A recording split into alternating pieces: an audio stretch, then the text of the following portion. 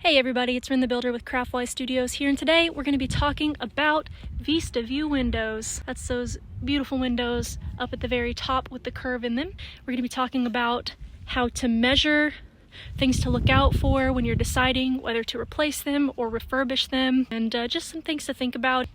Also, I'm going to tell you guys a little bit about where you can find the resources to get new windows, so stick with me and we're going to go through that now.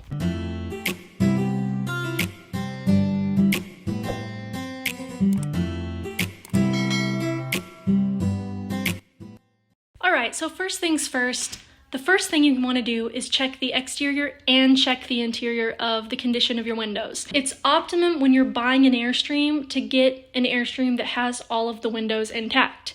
And as you can see, at least at first glance, all of ours look intact, but take a look at this window here, and you can see that this Vista View window has been abused a little bit. It looks like the person that had this Airstream before me wasn't quite sure how to take all of the stuff out of the window and just may not have known that you're supposed to take them out via drilling out the buck rivets and then doing it that way. So it looks like whoever it was took some kind of pliers and tried to pry the actual sash down. So as you can imagine, that kind of ruins the whole window, because if you just need a replacement for the glass, that's one thing, and it's expensive enough, but even if you just need the sash, you still have to buy it with the full assembly with the glass and the sash. So that's kind of the boat that we're in, and if you look on the inside and you see that you're in pretty good condition here, everything looks pretty good.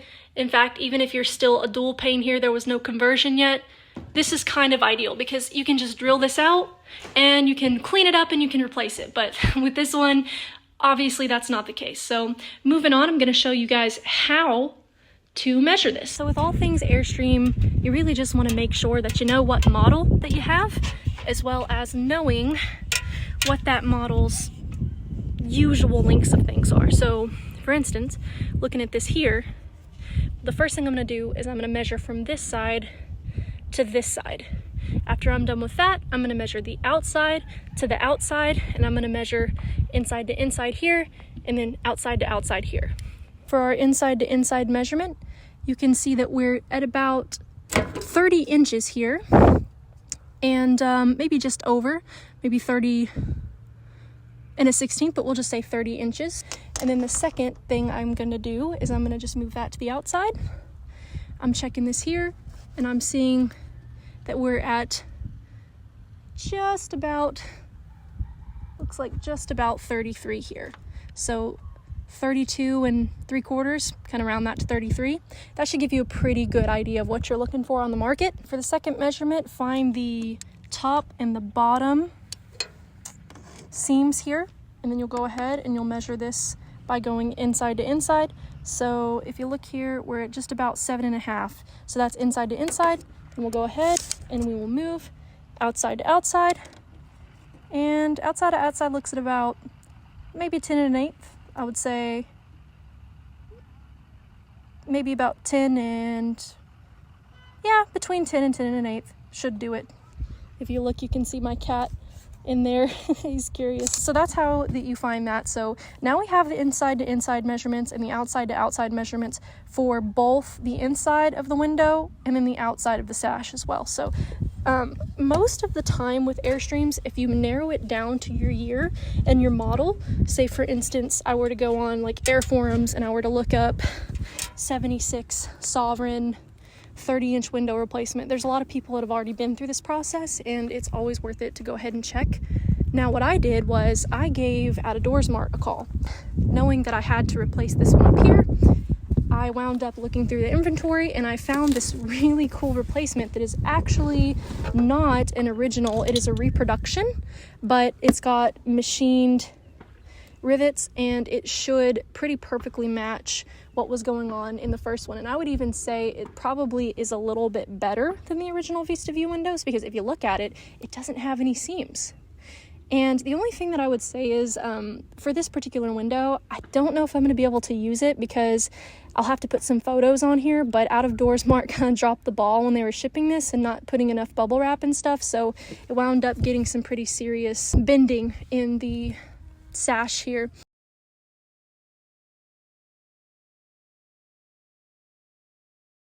I did go ahead and message the Out of Doors Mart team and let them know, hey, I did my best to kind of straighten this up, but here's the photos of the damage from right after I unboxed it, so it probably happened in shipping, and just kind of advised them like, hey, it's probably because this replacement aluminum might be kind of soft, so that could be why it happened. And talked to a guy named Paul there. He was super friendly. He's like, yeah, no problem, I'm just gonna go ahead and send you a replacement today.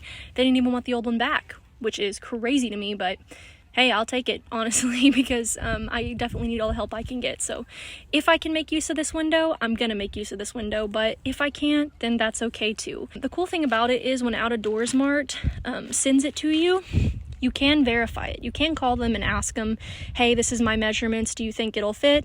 And they have a 30-day return policy if it doesn't. So this is what the window looks like once you take that top film off. It's kind of misleading because when you first look at it, you think, oh, it's been tinted, but it hasn't, and some people might be a bit bummed out about that, but actually I think me and Emily are going to be much happier with this, because now I'm not going to have to struggle to match this tint to the silverish tint that it's like a silvery black tint that's mirror finish, because we want it to look kind of the same as the rest. We want it to look really uniform with this Airstream. So now I'm not going to have to worry about undoing stuff and redoing stuff. So it is a double pain, and it does look like we're going to be able to use it. So all right, so it's very windy out, but today is the day that we'll be taking this window out and seeing how the new one fits. We'll be using some Clecos, a drill, number 30 drill bit, some scrapers to get this thing out, and let's get on it. Got everything drilled out. Now I'm going to use this scraper that I should probably clean off, I'm not going to get this window out. Normally I'd be more worried about this, but since we are replacing this window and the sash, I'm just going to try to get it out. So the idea is to be really gentle as I do this and not bend up any of this metal on the Airstream exterior, and just gonna gently pry my way out. So this is something you want to be very, very careful about. You really don't want to go in here guns blazing and start damaging stuff, because it will be a pain in the ass to fix it, if you can even fix it. So just take your time, break those seals, then see if you can pry the window off.